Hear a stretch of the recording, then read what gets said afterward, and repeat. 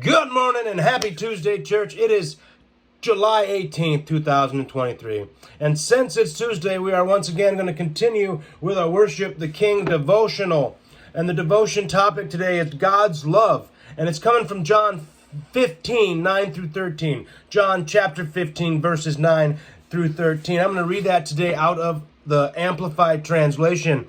And it says, I have loved you just as the Father has loved me. Abide in my love, continue in his love with me.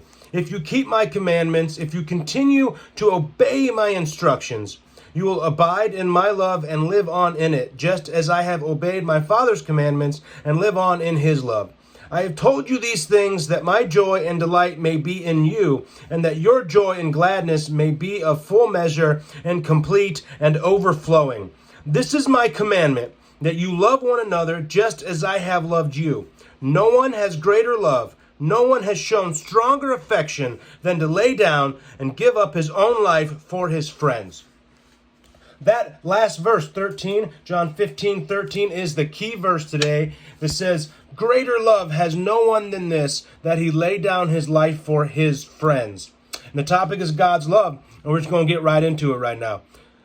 God is love. Not only is this a profound declaration from the Apostle John, it's also the mantra of a culture that has made God in its own image.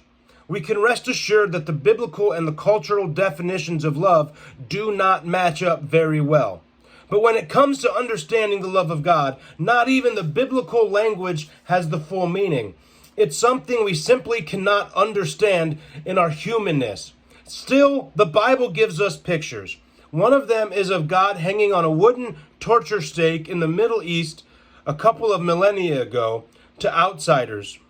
To outsiders, it's a sad story of martyrdom, but to those within the faith, it's the ultimate expression of love. Why is that? Because Jesus didn't have to go there. He chose to. He volunteered for that torturous execution because it somehow covered our own rebellion. The mutiny was paid for by the very captain against whom it was committed. That's a kind of grace, a kind of love that the world doesn't understand. And frankly, neither do we in its fullest definition. Survivors of a violent attack don't normally pursue the criminal who committed it with only his restoration in mind. Companies don't often care only for the welfare of the embezzler who built them of millions. Victims of slander don't usually put their own reputation to the side in order to preserve the reputation of the slanderer. But that kind of grace is what God demonstrated on the cross. That's the kind of love that defines who he is. That's the kind of love that defines him. Think of the implications for you. When you sin, God doesn't discipline you to make you pay for the trouble you've caused him. He does it because he cares only for your restoration. When you go through difficult times, God hasn't allowed them because you somehow just deserve them. Though as sinners, we always do just deserve them. But no, it's because of his love. Everything he does for his people is redemptive. It's about restoration.